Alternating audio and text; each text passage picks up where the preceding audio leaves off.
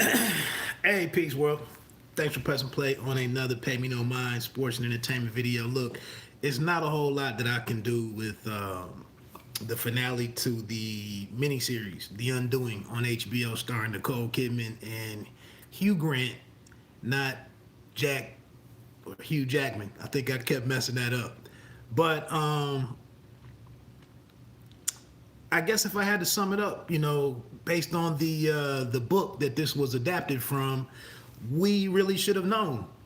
The name of that book was "You Should Have Known," and I guess us fans, of the 6 episode show, I guess we should have known that it had to be Jonathan. Um, I don't really, I might give it a B minus or a B plus, A minus.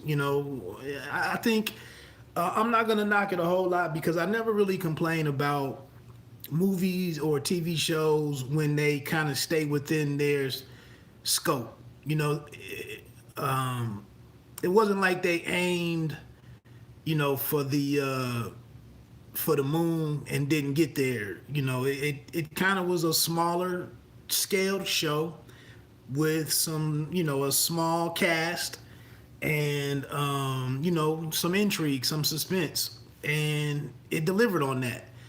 Um, I'd probably still go with with sharper objects or sharp objects with Amy Adams. I'd probably go with that as a better series. A little more slower probably throughout the meat of the series.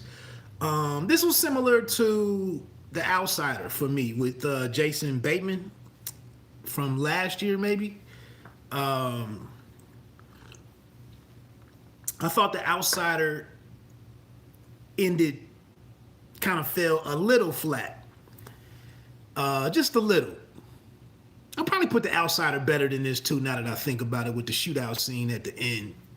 But yeah, very early into the final episode, we see that Henry was trying to help out his dad. He found the hammer, the sculpting hammer, and very early into the episode, we understand that he didn't have anything to do with it. And I didn't think there was a way for him to have pulled it off, but I wasn't expecting to hear, the story that they put together for how he came to have the sculpting hammer in his violin case. I wasn't expecting that, with it being at the outdoor fireplace at the beach house.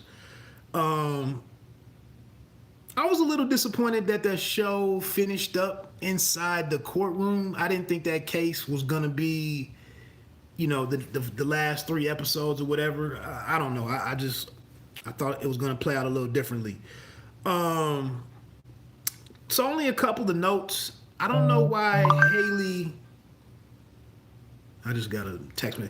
I don't know why Haley Fitzgerald tried to stay fixated on the hammer uh, as we get to the end of the episode, and Grace has went up there and completely submarined the whole defense with her testimony. Um, but she turned to Jonathan, who has just seen everything fall apart for him, and she's like, "Well, you didn't get rid of the effing hammer." That was that wasn't what tore all of this down. What sunk the whole ship for them. So I kind of didn't understand that. So the meat of this is just my final point here. I guess, and I was late to the party. I guess it kind of hit me a little well after the fact because I'm talking about it Monday after, and not I didn't even go to sleep, kind of putting two and two together. But I guess Grace, after they have the discussion and Jonathan tries to pin it all on Henry while they're in that little hallway or wherever they went to talk privately, and Henry overhears them. I guess from that moment is when what was she, a clinical psychologist, Grace, and counselor or whatever her profession was. I guess that Grace showed up, and it was no longer because Jonathan was saying your real father or the father that loves you is the one who was this, and the one who took care of Elena, that was a different version of your father.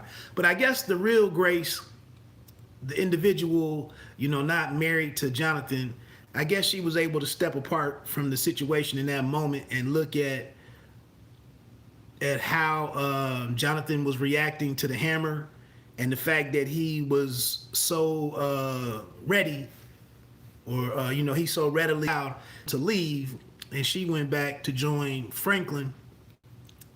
Later on, we see them standing outside, and she tells Franklin that I do see everything. I see everything clearly, or something, before they hugged.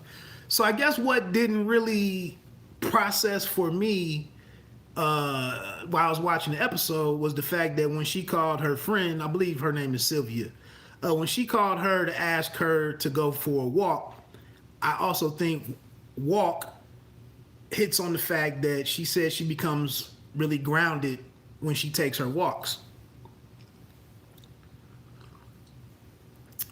I was expecting her, and she said, I need you to do a favor. I didn't really put all of that together. I thought the favor was something about the sculpting hammer or whatever. But and I don't think they did a great job of really giving us much to work with here. But I guess she just talked through everything with Sylvia, and maybe the favor, the final part of the favor, was to ask Sylvia to talk to the prosecutor or the DA, whatever she was, to tell her about the conversation with Janet, or Janice, Jonathan's mother, and the details of that conversation. That's I'm thinking through it now. I think that's what happened.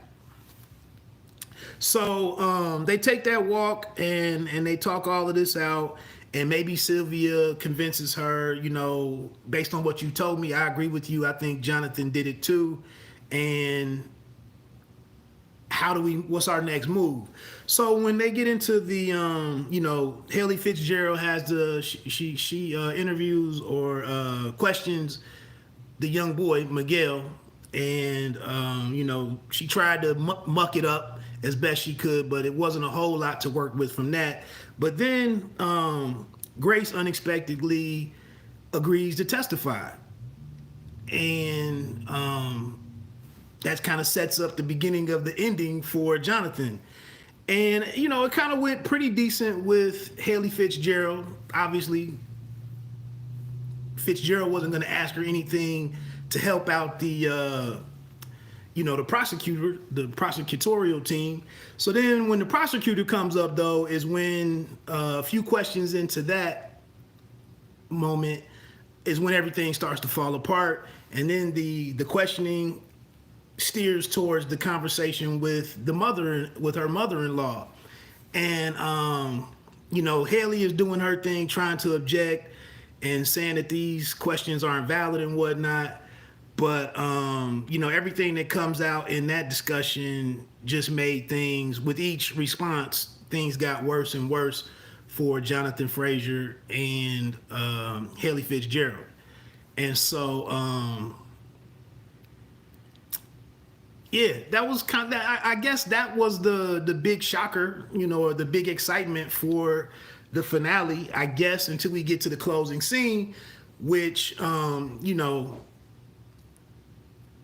don't know. That's just. So I still didn't really know what happened here until Sylvia runs out behind Franklin and Grace, and her and Grace.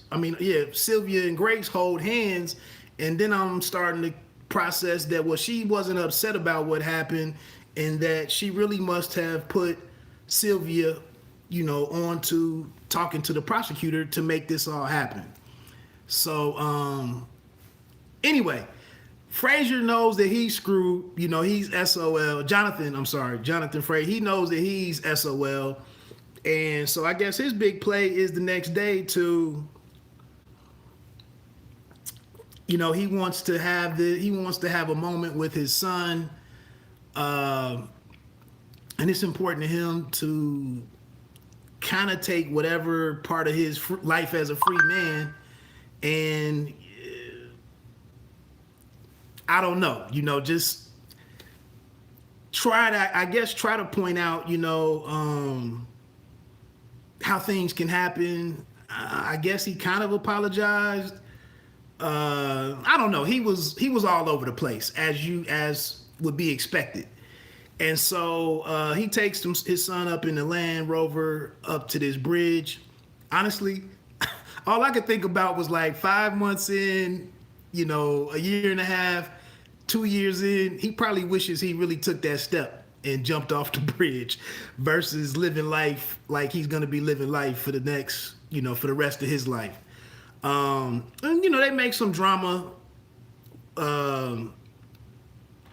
They land the helicopter, and then Grace runs up the bridge. I didn't know if she was talking Jonathan. And still, I didn't know if she was trying to talk Jonathan down for whatever reason, but I think she really just wanted to get to her son, to get him away from Jonathan. And then you can see once she did get Henry, she quickly starts walking away from him, and basically splitting the family apart permanently, with her moving on with her life, and and her father, and her son and whatnot. So again, it kind of wasn't. I guess the scene, when they give us the big reveal of what triggered Jonathan to the way that he violently and savagely smashed Elena's skull, I guess that was worth sticking around for, and something that we needed to see, because we'd seen the results of it, and I guess that also showed how he was able to be all of these different people at one time, with being empathetic and with being devoted to saving the lives of young people, but then getting involved with the mother and all of it, and everything that he tried to explain to Henry before he was taken into custody. So that's it. Hey, let me get on off of here. Let me know, maybe where you place this with the other miniseries on HBO. Did you like the finale? Did you like the ending? Do you plan to maybe read the book? You should have known now that you've watched this. Did they have any missteps that really irked you? Anything. I'd love to hear it. Other than that, quick note, I did just finish Fargo season 4 with Chris Rock, and I enjoyed it. I'm not that. I haven't watched the other 3 seasons of Fargo. I'm gonna go back and try to check them out, see how I can watch them based on what I have available to me on TV, on my apps, and how I watch TV. I know I still don't understand why it was called Fargo, but this season all took place in Kansas City, Missouri. But I thought it was a really quirky show, but I think that's constant or consistent with Fargo. But I liked it. I dug it. I like to see. I think it was a good role, a good turn for Chris Rock. I like the young girl. I can't remember her character's name or the actress's name, but the narrator. The mafia family. I don't know. It was all all the acting is a bit weird. The police officer was weird. My man from the U.S. Marshal, he was a little bit weird. I'm guessing that's the guy from Justified. I didn't bother looking it up, but if you haven't checked out season 4, like I said, you could jump in and check it out, because it's kind of a standalone season anyway. So I may come back and do a review on it. I may not, because I wasn't really taking notes while I was watching it, but I did think it was done really well, and I enjoyed it. So that's that. Hey, pay me no mind, sports and entertainment. You don't have to be great to start, but you have to start to be great. Peace.